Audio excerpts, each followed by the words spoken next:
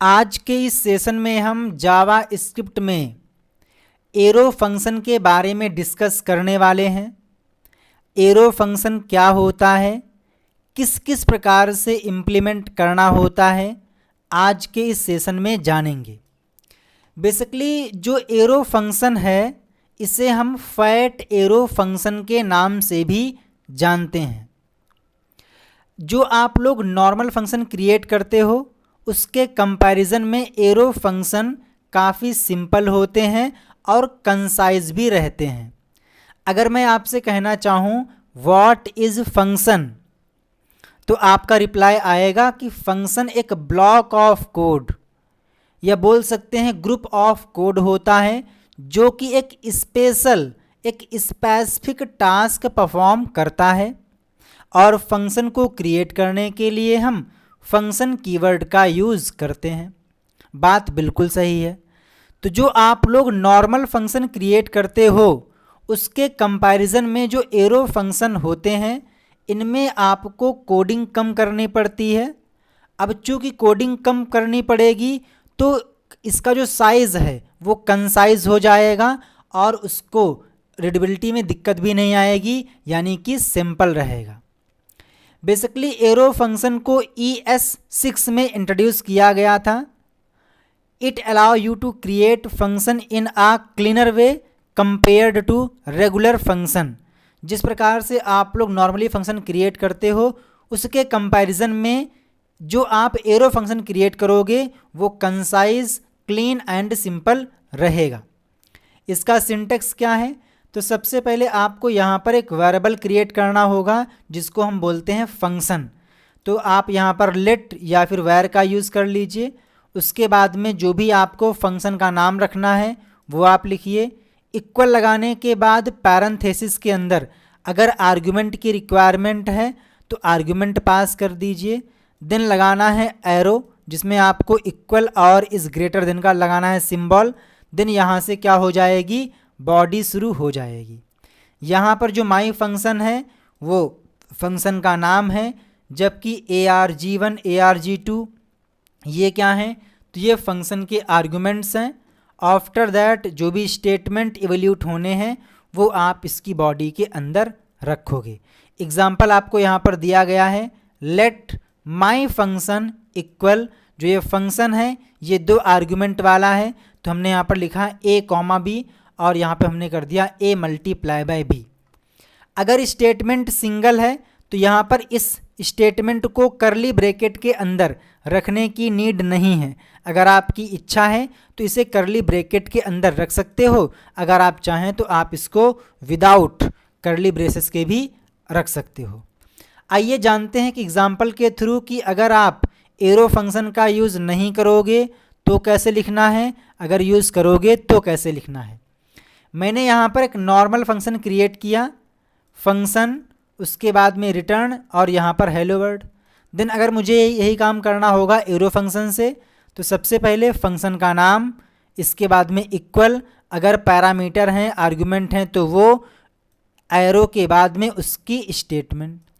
Like मान लीजिए हमें 2 नंबर का मल्टीप्लाई करने के लिए फंक्शन क्रिएट करना है और मैं नॉर्मल तरीके से क्रिएट करता तो let x equal function x, y, उसके बाद में रिटर्न x, y। तो ये हम लोगों का एक रेगुलर तरीका है। बट अगर हम लोग यही काम करना चाहें एरो फंक्शन से तो लेट, इसके बाद में x जो भी आपको मानना है, बट मैं यहाँ पर मान लेता हूँ like m equal x, y। It means कि यहाँ पर 2 आर्गुमेंट पास किए जाएंगे और हमने यहाँ पर इसकी डेफिनेशन को डिफाइन कर दिया है x मल्टीप्लाई बाय y। एक काम करते हैं, एक सिंपल सा एग्जाम्पल लेते हैं तो अच्छे से समझ में आ जाएगा। बट यहाँ पर लिखा हुआ है if the function has only 1 statement. अगर कोई ऐसा फंक्शन है जिसमें सिंगल स्टेटमेंट है and the statement returns a value, और वो स्टेटमेंट किसी वैल्यू को रिटर्न करता है, तो आप यहाँ पर ब्रैकेट का यूज़ ना करें। अगर आपकी इच्छा है तो आप यूज़ भी कर सकते हो, कोई दिक्कत नहीं है। तो सबसे पहला आता है type arrow function with parameters, यानी कि कोई ऐसा फंक्शन है जिसमें हमें आर्गुमेंट पास करने हैं तो कैसे क्रिएट करेंगे। सबसे पहले हमने लिखा फंक्शन का नाम, तो मेरे केस में फंक्शन का नाम हेलो है। आफ्टर दैट अगर कोई वैल्यू ले रहा है तो उस वैल्यू का जो वेरिएबल होगा वो हम यहाँ पर लिखेंगे। देन हमने यहाँ पर लिखा hello plus well. I think आपको समझ में नहीं आ रहा होगा, एक काम करते हैं प्रैक्टिकल। तो मैं इस कोड को यहाँ से रिमूव करता हूँ और मैं यहाँ पर एक एरो फंक्शन क्रिएट करता हूँ। तो लिखा मैंने लेट और नाम रखा हमने फंक्शन का सत्यम। तो लेट सत्यम इक्वल लगा दीजिए। अगर ये फंक्शन कोई आर्गुमेंट ले रहा है तो आपको वो आर्गुमेंट यहाँ पर लिखने हैं, नहीं तो आप लगा दीजिए इक्वल, इसके बाद में एरो फंक्शन, और जो कुछ भी आपको प्रिंट करना है वो आप यहाँ पर लिख दीजिए। मैंने यहाँ पर लिखा हेलो हेलो हेलो, आवाज़ आ रही है? आ रही है। Hello world. ओके, इसको मैं सेव करता हूँ और ओपन इन ब्राउज़र करता हूँ। तो आप पाएंगे यहाँ पर कुछ भी नहीं आ रहा है। क्यों? क्योंकि भैया आपने फंक्शन को कॉल नहीं किया है। तो मैंने यहाँ पर लिखा सत्यम और यहाँ से कॉल कर लिया।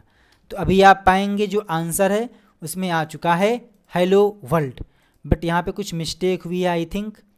तो सत्यम इक्वल ओके, और यहाँ पे ठीक है, बिल्कुल सही तो सिंटैक्स है। तो फिर यहाँ पर प्रॉब्लम क्या है? यहाँ पे प्रॉब्लम क्या है बताइए जी।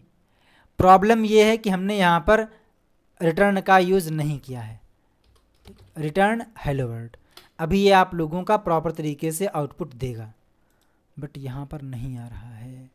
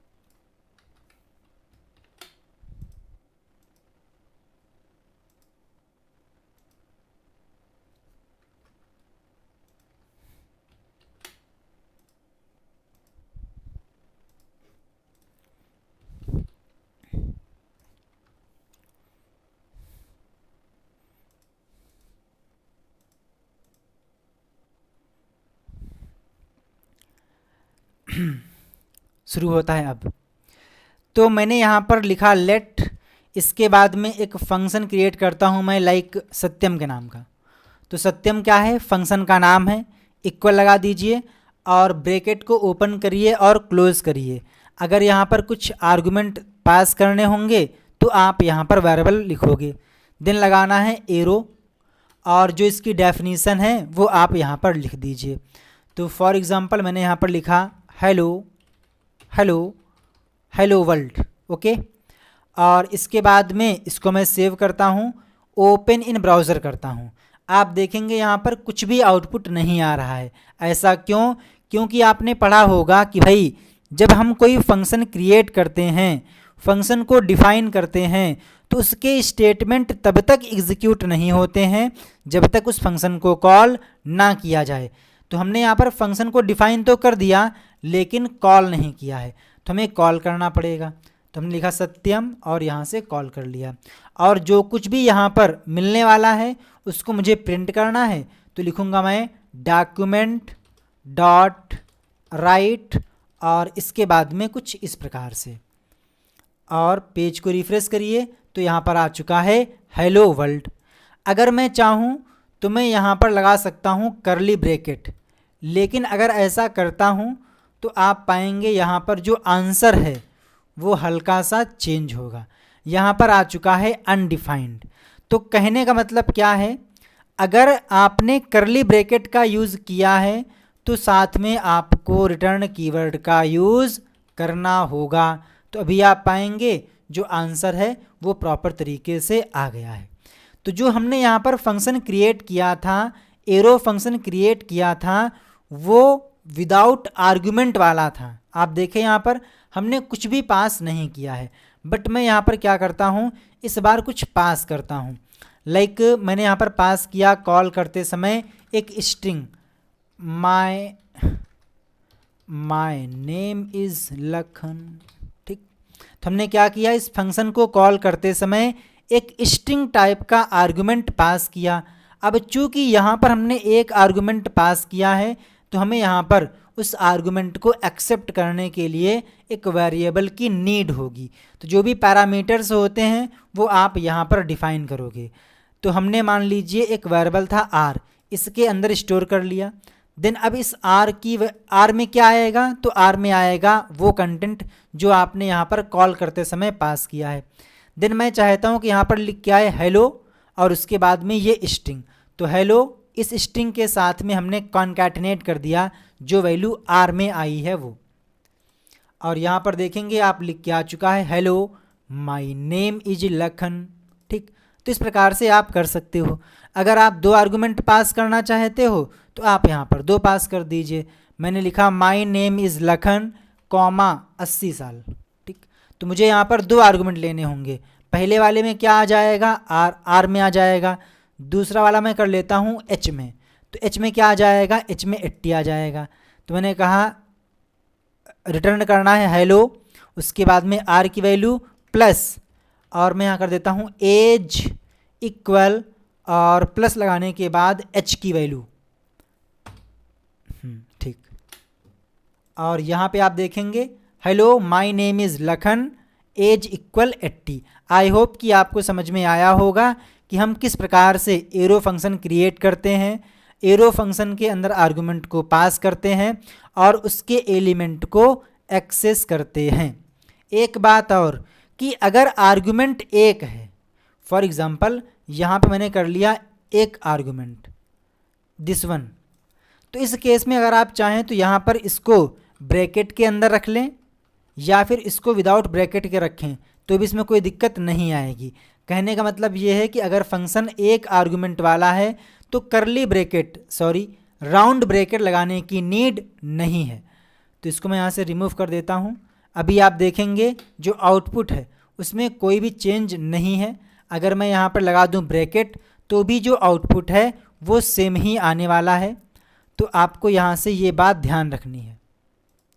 तो आप देखेंगे आउटपुट में कोई चेंज नहीं है। जो एरो फंक्शन है इसे आप एज आ एक्सप्रेशन भी यूज़ कर सकते हो। कैसे यूज़ करना है आइए देखते हैं। तो मैं क्या करता हूँ, यहाँ पर एक फंक्शन क्रिएट करता हूँ या मैं यहाँ पर एक वेरिएबल क्रिएट कर लेता हूँ लाइक लेट, है ना, मार्क्स इक्वल 50।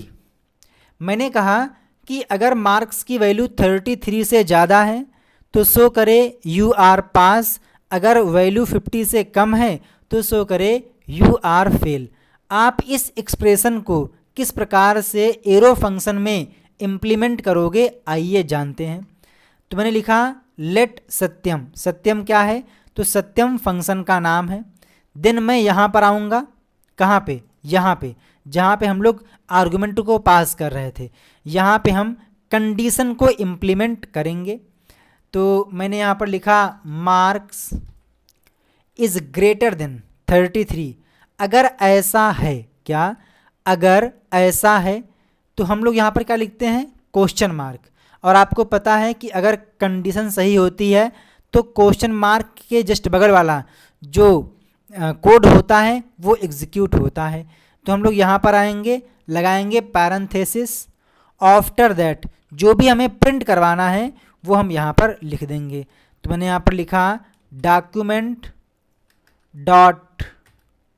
डॉट राइट, और ब्रैकेट के अंदर मैं यहाँ पे लिख देता हूँ कि भाई आप पास हो गए हो, तो पास।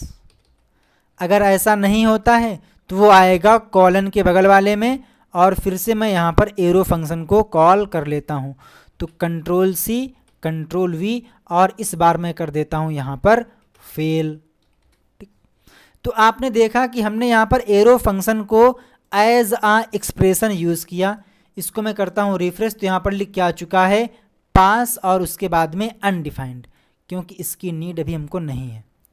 ठीक, तो यहाँ पे आप देखेंगे आ चुका है। ओह, कुछ ज़्यादा रफ हो गया।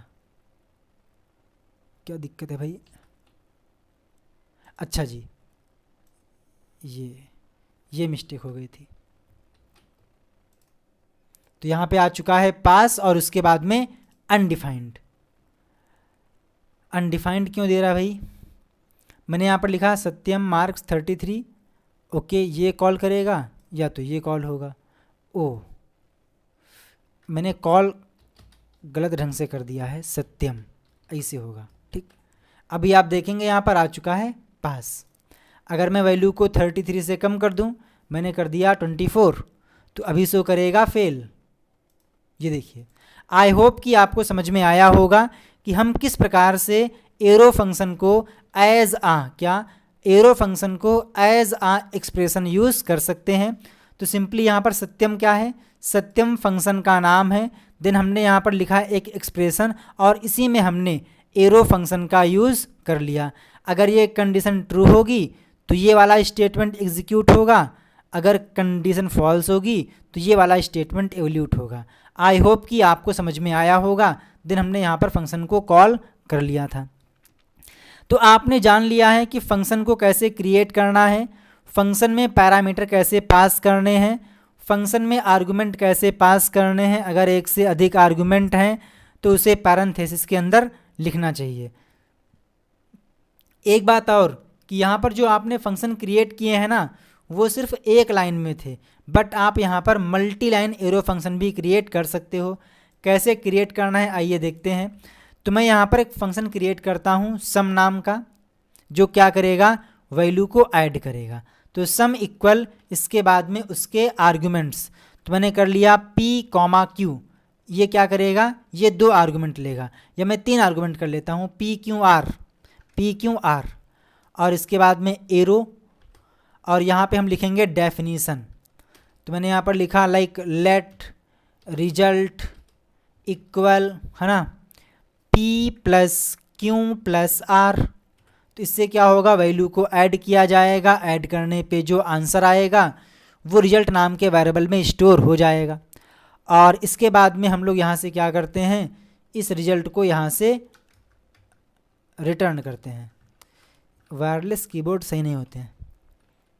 रिटर्न, मैंने यहाँ से कर दिया रिजल्ट। ओके, और अब हम क्या करना पड़ेगा? इस फंक्शन को कॉल करना पड़ेगा। तो मैं यहाँ पे आऊँगा, लिखूँगा सम। सम क्यों? क्योंकि मेरे केस में फंक्शन का नाम सम है।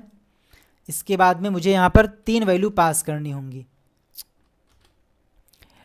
पास कर दिया मैंने 10, 25, 15, और इस फंक्शन को कॉल किया मैंने यहाँ से। देन जो रिजल्ट आएगा वो भी यहीं पे आएगा, तो इसको मैं डॉक्यूमेंट डॉट राइट इसकी सहायता से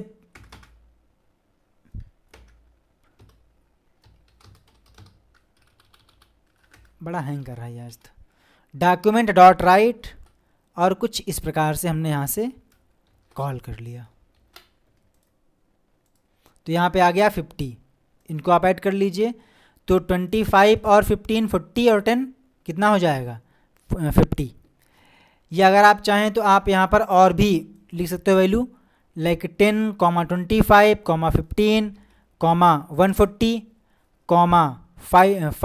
58, 74। अब चूँकि यहाँ पर 1, 2, 3, 4, 5, 6 आर्गुमेंट हैं, 6 पैरामीटर हैं, तो हमें यहाँ पर 6 वेरिएबल क्रिएट करने पड़ेंगे।